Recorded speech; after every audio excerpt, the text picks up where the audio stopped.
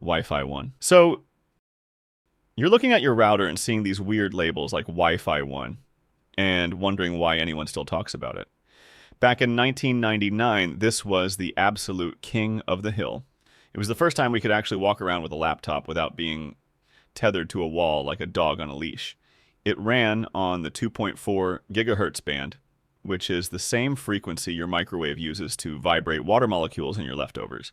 In fact, if you tried to download a grainy 240p video while popping some popcorn in 2002, your connection would probably just die.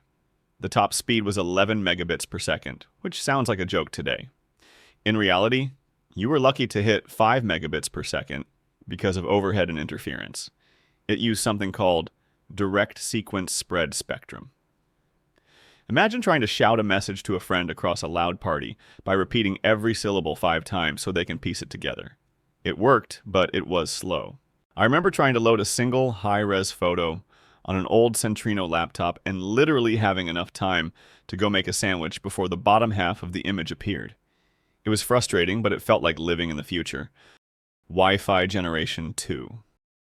Meh, it's like a sibling of the Gen 1 since everyone was fighting over the crowded 2.4 gigahertz band. The Wi-Fi 2 hung out in the 5 gigahertz spectrum.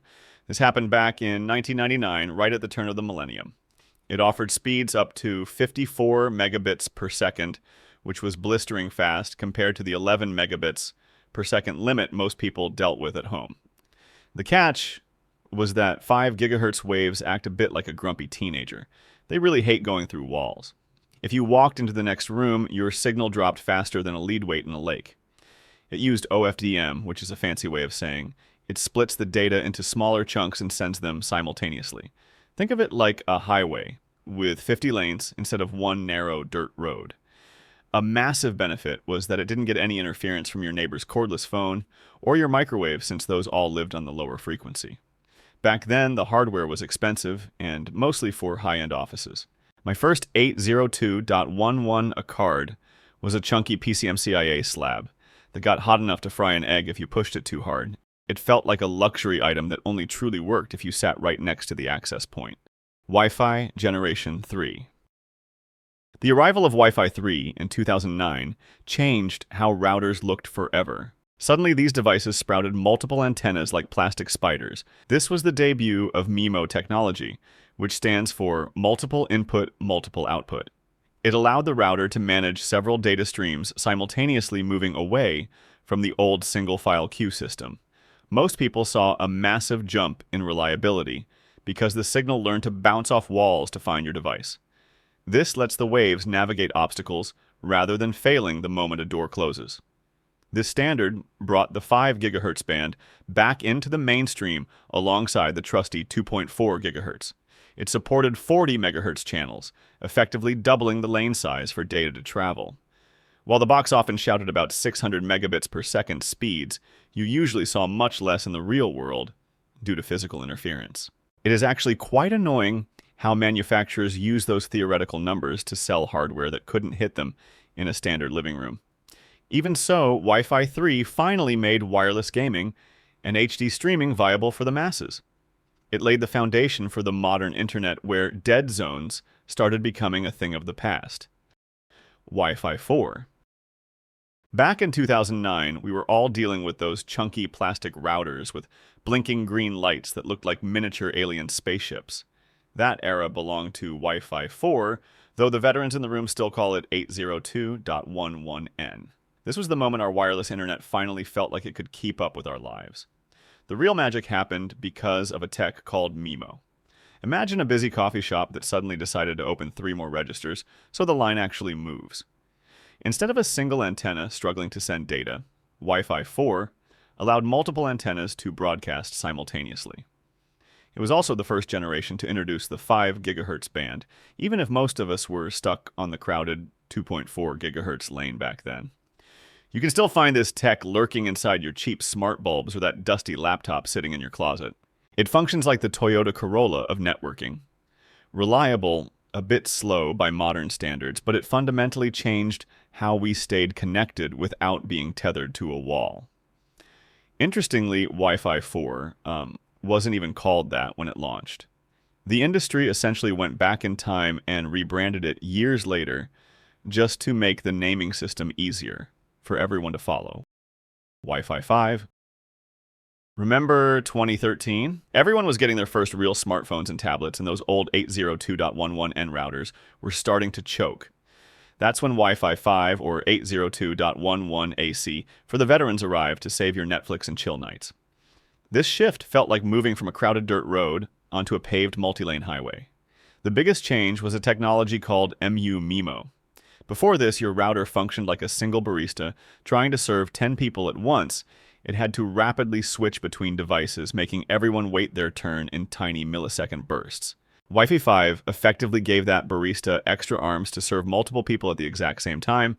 Then we have beamforming, which is arguably the coolest part of the 5 gigahertz transition. Older signals blasted in every direction like a standard light bulb, wasting energy on empty corners of the room. Wi-Fi 5 works like a smart spotlight, identifying exactly where your laptop is located and concentrating the signal right onto your hardware. Interestingly, Wi-Fi 5 technically only exists on the 5 gigahertz band. When your AC router talks to a device on 2.4 gigahertz, it actually steps back in time to use older Wi-Fi 4 tech. It remains the invisible upgrade that finally made high-speed wireless the standard for every home. Wi-Fi 6. Living in a crowded apartment complex is a digital cage match where every neighbor's router is screaming for attention. By 2019, Wi-Fi 5 was struggling to keep up with our smart bulbs consoles and endless 4K streams.